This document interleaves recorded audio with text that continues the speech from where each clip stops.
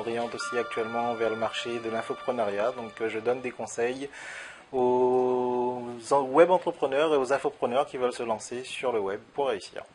Ok, alors je crois que justement tu es allé au premier salon des infopreneurs. Est-ce que tu peux me dire où ça se déroulait et combien il y a de personnes à peu près? D'accord, donc effectivement c'était le premier événement, premier congrès des infopreneurs qui existe, même si la profession existe maintenant depuis un petit peu plus de 15 ans. C'était vraiment la première manifestation où on avait un rassemblement de personnes, donc on était approximativement 130 il me semble, donc c'est déjà quand même pas mal comme nombre de personnes. Représentée, puisque je crois que le tarif était quand même assez élevé. Il y avait par contre des bonus qui étaient inclus, des formations vidéo, etc. Exactement, donc effectivement, je dirais il y avait trois types de personnes qui étaient là, donc les experts ou la crème des infopreneurs qui présentaient des conférences, ce qu'on peut appeler des challengers, des personnes qui sont sur le marché, donc qui sont déjà des infopreneurs et qui gagnent déjà de l'argent avec leur passion et avec leur site, voilà, leur savoir, leur site, leur expertise. Et aussi des nouveaux entrants, des personnes qui veulent se faire connaître, enfin qui veulent connaître le marché et qui veulent se lancer dans le marché de l'infoprenariat. Et au niveau du tarif, effectivement, je crois qu'on tournait en moyenne aux alentours de 500 euros pour le ticket, parce qu'il y avait un système, on va dire, de marketing qui avait été mis en place pour un prix qui augmentait graduellement. Donc au départ, je crois que ça a commencé à 400 euros pour finir à 800 euros.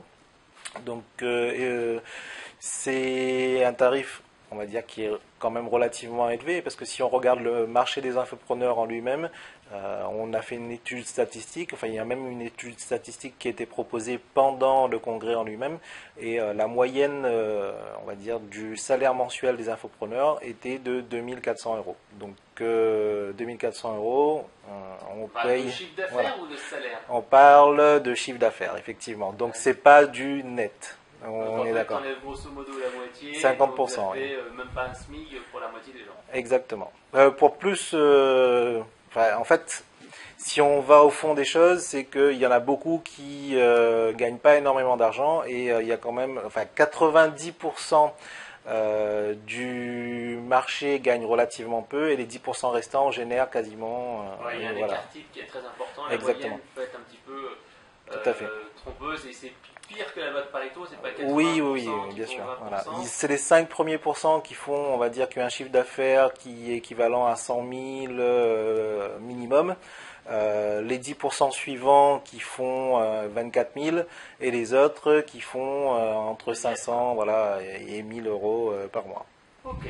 Alors, il y a eu plein de conférences. Le premier jour, quelles sont les conférences qui t'ont le plus marqué? Quels sont les conseils que tu as retenus? Quels étaient les petits trucs et astuces qu'il fallait retenir? D'accord, oui, effectivement. Donc le premier jour, les 2 jours, il y a eu des conférences intéressantes.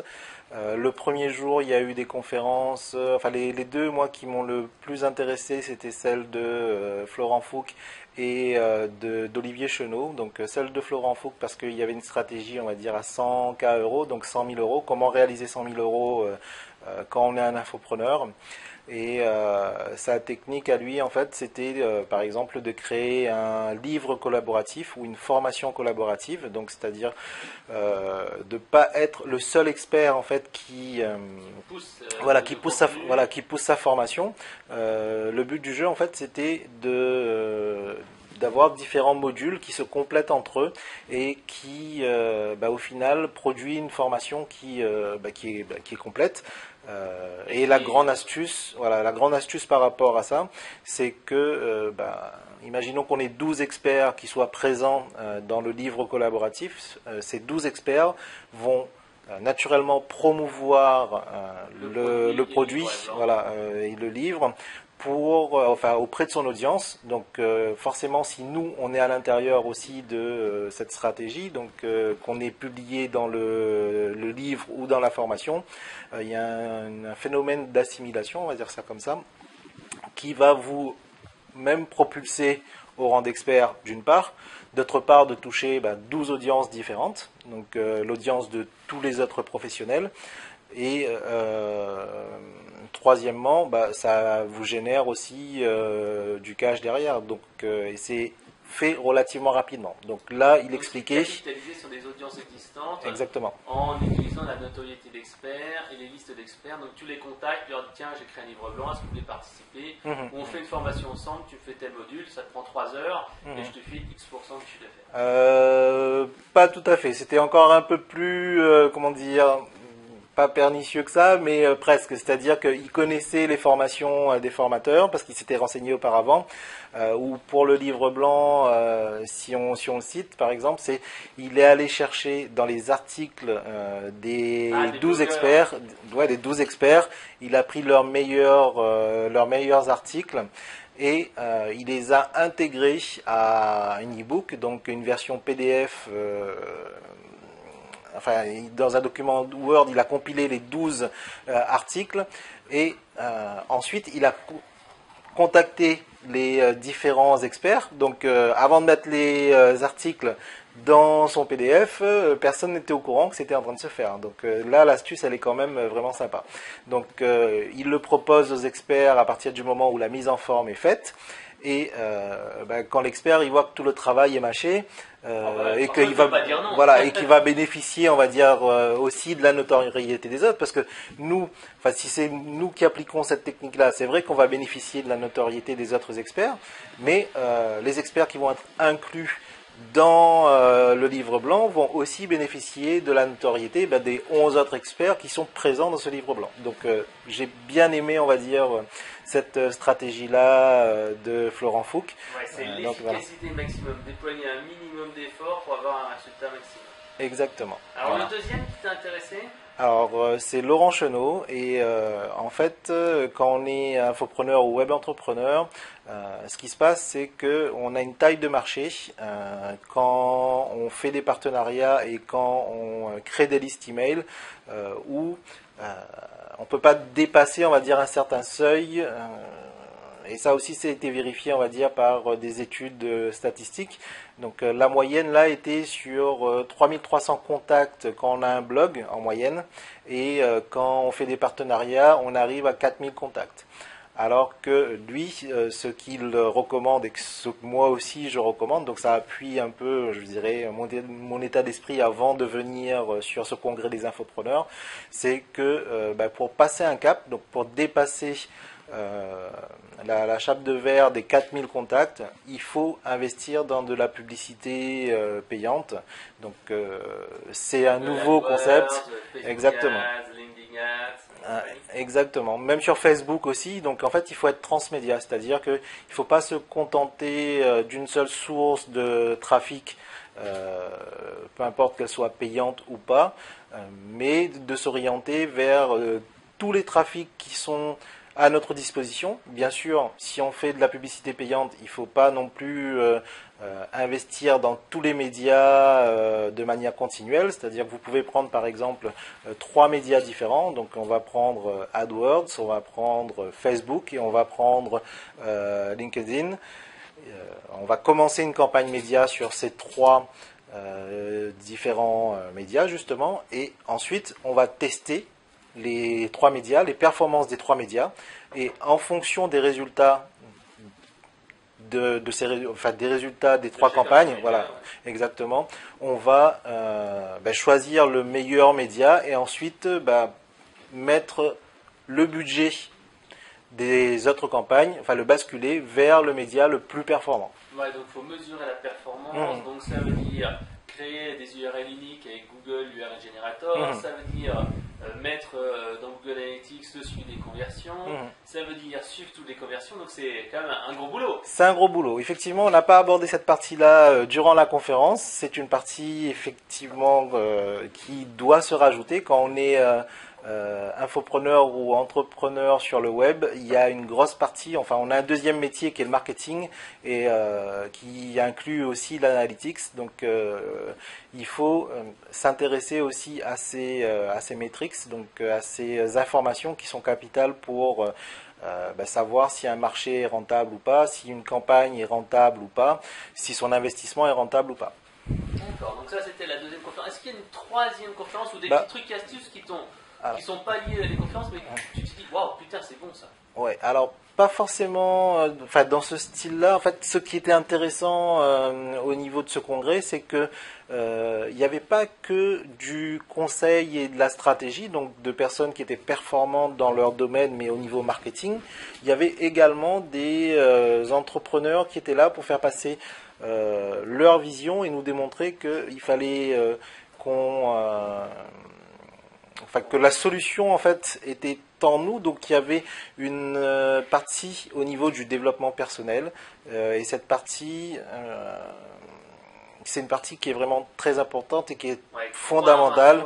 Être motivé. Ouais. Tu m'as dit David Laroche qui justement de bons conseils en vidéo là-dessus sur la motivation parce que Exactement. tenir le cap. D'ailleurs, on dit toujours que ce soit créer un produit, tenir un blog, etc. Ça se joue dans la durée. Créer un produit, ça prend des semaines, ça prend des mois, et on peut avoir deux techniques. La technique, tous les jours, je fais 2-3 pages, ou je travaille en sprint de, par exemple, un jour ou 2 jours, tous les 2-3 week-ends, où je prends une semaine de vacances et je fais que ça. Quoi. Tout à fait. Donc David n'était malheureusement pas présent à ce congrès-là, mais c'est vrai que c'est une des personnes moi qui me motive au quotidien et j'en profite, je le remercie dans cette vidéo et je le suis, il donne d'excellents conseils, il a d'excellentes stratégies également et par rapport aux vidéos qu'il a fait, par exemple il a fait un challenge de 100 jours et il ne réalise pas forcément une vidéo chaque jour, il en réalise comme tu le dis, plusieurs sur une journée ou plusieurs sur 2 journées et ensuite après il le diffuse une sur chaque journée et c'est une stratégie effectivement qui est sympa. Donc sur cette première journée, au niveau du développement personnel, moi il y a 3 personnes qui m'ont marqué. C'est Max Piccinini, enfin j'espère que je prononce bien son nom, mais en tout cas si vous voulez le retrouver, son site c'est Réussite Max. Ensuite il y a eu Positive Jessica et Sylvain Caroufel. Donc je vous ai dit tout à l'heure que la solution était en vous. Si vous tapez ne serait-ce que ces mots-là sur internet, vous retrouverez qui est Sylvain Caroufel. C'est une personne très très intéressante. On a eu l'occasion de discuter ensemble et de dîner ensemble lors de la 2e soirée de ce congrès et c'est vraiment quelqu'un d'authentique et à découvrir. Ok. Donc qu'est-ce qu'ils ont donné comme petit conseil en fait ces 3 experts en dev perso? En fait, toutes les solutions sont déjà en nous. Il ne faut pas regarder à l'extérieur. On a déjà des qualités. On a aussi des défauts, certes, mais les qualités sont déjà en nous. On a le potentiel de pouvoir réussir. Si on regarde les autres et si on regarde, par exemple, la perception qu'ils ont de nous et si on s'intéresse, on va dire, au jugement des autres, on va pas forcément pouvoir progresser. Il y a toujours quelqu'un qui sera meilleur que nous, et on se dit, non, pourquoi je referais ça, parce que ça existe déjà. Alors, oui, ça c'est un des points, effectivement, c'est le syndrome, entre guillemets, de l'imposteur. On veut pas se mettre en avant parce qu'on se dit qu'on n'est pas forcément expert, alors que on a tous une expertise, un domaine où on en sait un peu plus que sur les autres. Dès que tu sais plus que 50% de la population, tu es un expert. Tu peux être un expert. Moi, je dirais quand même qu'il faut être à plus de 90%. Comme ça limite la marche. Oui, comme ça limite les personnes qui en connaissent quand même un peu plus que soi sur la thématique. Donc, par rapport au regard des autres, en fait, c'est ça. C'est que on a peur du regard des autres pour se lancer. Moi, je vois pas pourquoi on aurait peur de ça. Au contraire, c'est sa vie, c'est nous qui la vivons. Donc il faut pouvoir vivre de sa passion et faire ce dont on a envie, peu importe ce que les autres pensent, même si c'est un de vos proches, lancez-vous et ne regardez plus en arrière. Parce que je sais que toi tu es à l'aise en vidéo, tu es à l'aise en relationnel, en networking, il y a d'autres qui sont bons à l'écrit, d'autres personnes qui sont bons au dessin, et donc il faut utiliser ces forces-là, que tu as parlé tout à l'heure de David Laroche, c'est quelqu'un qui a une force de caractère, qui a un charisme qui est exceptionnel, mais tout le monde ne l'a pas, naturellement. Tout à fait. On peut le développer, on peut changer, mais on peut utiliser d'autres forces qu'on a en nous. Donc, ne paniquez pas. Si vous êtes bon, par exemple, à la voix, faites par exemple un podcast. Si vous êtes bon en vidéo, faites une vidéo. Si vous écrivez bien, faites un blog. Si vous savez dessiner, faites un blog écrit avec des BD. Si vous pouvez même faire de la musique, why not? On se souvient, J.C. Frog, qui jouait de la guitare et de la chanson du lundi sur des thématiques web, ben, on peut imaginer que chacun fasse quelque chose qui le différencie en disant c'est son potentiel à lui. Tout à fait. Et si vous pensez que vous n'avez pas forcément toutes ces cartes-là en main, vous pouvez faire ce qu'on a dit tout à l'heure, c'est-à-dire que vous n'êtes pas forcément l'expert qui va apparaître de manière publique, mais vous pouvez aller contacter les experts qui vont être dans vos formations ou dans votre livre, et c'est eux qui vont produire le contenu, c'est eux qui vont produire les solutions pour votre audience. Donc c'est aussi un moyen, on va dire, détourné de pouvoir réussir sur Internet sans se mettre en avant. D'accord, donc ça c'était la première journée. Alors si tu nous reparles maintenant de la deuxième journée. Ah, mais avant la deuxième journée, il y a eu des choses qui se sont passées. Voilà, donc quand on va sur ce type d'événement, ce qui est intéressant aussi, c'est tout ce qui se passe, on va dire, de manière connexe. Donc le networking, les rencontres avec les personnes, les soirées, les avant-conférences, après-conférences, quand on va prendre un verre, etc.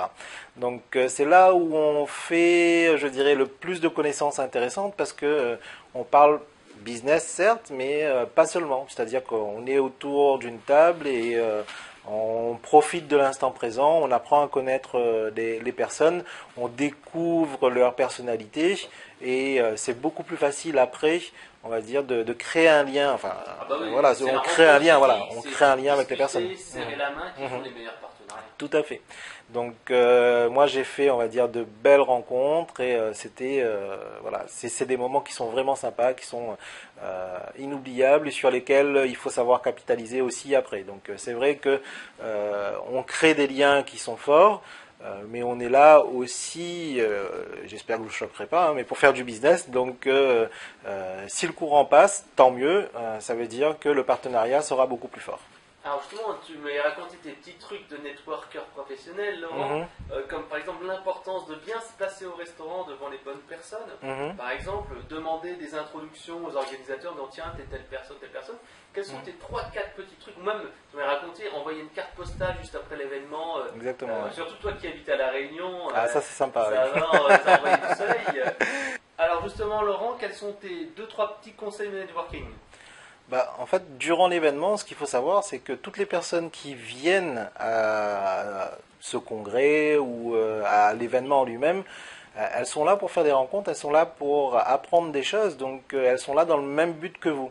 Et moi, ce que j'ai vu ou que je vois à chaque fois que je participe à ce genre d'événement, c'est des gens qui restent dans leur coin tout seuls et qui ne profitent pas à fond de l'événement. Alors que pour certains, ils ont payé relativement cher. Hein. Donc si on est là juste pour apprendre, voilà, c'est louper la moitié de l'intérêt. Ouais, moi je dirais louper, voire même un peu plus, hein, parce que quand on parlait de partenariat tout à l'heure, il suffit d'avoir un partenaire de choix avec qui le contact est bien passé et ça peut vous générer le chiffre d'affaires d'une année très conséquente. Hein. Donc, si vous êtes timide, regardez les autres personnes qui sont, on va dire, dans le même cas que vous, qui sont toutes seules dans leur coin ou qui sont à deux et qui parlent pas beaucoup.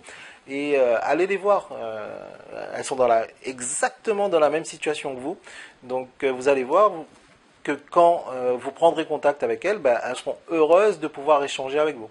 Et une fois que le contact est initié, la première chose à faire, ce n'est pas de vous présenter directement. Enfin, je ne parle pas juste du nom, hein, parce que le nom, c'est évident, je m'appelle un tel. Mais après, c'est qu'est-ce que vous faites dans la vie. La première chose à faire, c'est de s'intéresser à l'autre personne, de lui demander comment il s'appelle, ce qu'il fait dans la vie. Et après, vous verrez que naturellement, ce sera à votre tour de parler et ce sera à votre tour de dire ce que vous faites. Et s'il y a des atomes crochus entre vous, vous pourrez vous rencontrer après l'événement, créer des choses ensemble et pourquoi pas générer du chiffre d'affaires ensemble. Donc ça, c'est pendant l'événement. Après l'événement, effectivement, comme Frédéric vous l'a dit, moi j'ai un petit truc que j'aime bien faire, c'est envoyer des cartes postales aux personnes que j'ai rencontrées et j'ai pris le soin, on va dire au préalable, de noter quelques informations importantes sur leur carte de visite qui me permet de savoir exactement le contenu de la conversation que j'ai eue. C'est-à-dire qu'une fois que j'ai rencontré quelqu'un, j'ai sa carte de visite. Quand j'ai terminé de parler avec cette personne-là, je vais mettre quelques informations qui m'ont marqué sur la carte de visite. Et après l'événement, je vais prendre une carte postale. En général, c'est de l'île de la Réunion parce que j'y suis, mais je l'ai déjà fait aussi d'autres pays, Malaisie, Thaïlande, Afrique du Sud, etc. D'ailleurs, il me semble que tu as reçu une carte postale d'un de ces pays-là. Et même si on n'est pas allé à une conférence ensemble, hein, mais bon, comme on se connaît, on en profite. Donc tout ça pour dire que c'est un petit geste supplémentaire. Donc j'envoie une carte postale pour dire j'ai bien apprécié notre rencontre, je l'ai bien apprécié pour tel et tel point. Donc les points principaux, moi, qui m'ont marqué durant notre rencontre. Et après, je peux vous assurer que ça crée encore un lien qui est encore plus fort. C'est-à-dire que vous allez continuer la communication avec la personne, continuer l'échange et créer vraiment un lien solide. Donc voilà, 3 petites astuces sympas à mon avis pour le networking qui peuvent faire la différence. Merci pour cette première journée. Laurent, si on veut savoir plus sur toi, on va sur quel site internet ? Il y a 2 solutions, soit vous tapez Laurent Dijoux sur internet, et même s'il y en a 47, voire un peu plus, vous tomberez forcément sur moi. Sinon, mon site principal c'est laurent-dijoux.com, et ensuite vous pourrez découvrir 2 autres de mes spécialités qui sont la vidéo et les sites à abonnement. Mais tout ça, vous pourrez passer par mon site principal et vous serez redirigé après si les 2 thématiques que je vous ai citées vous intéressent.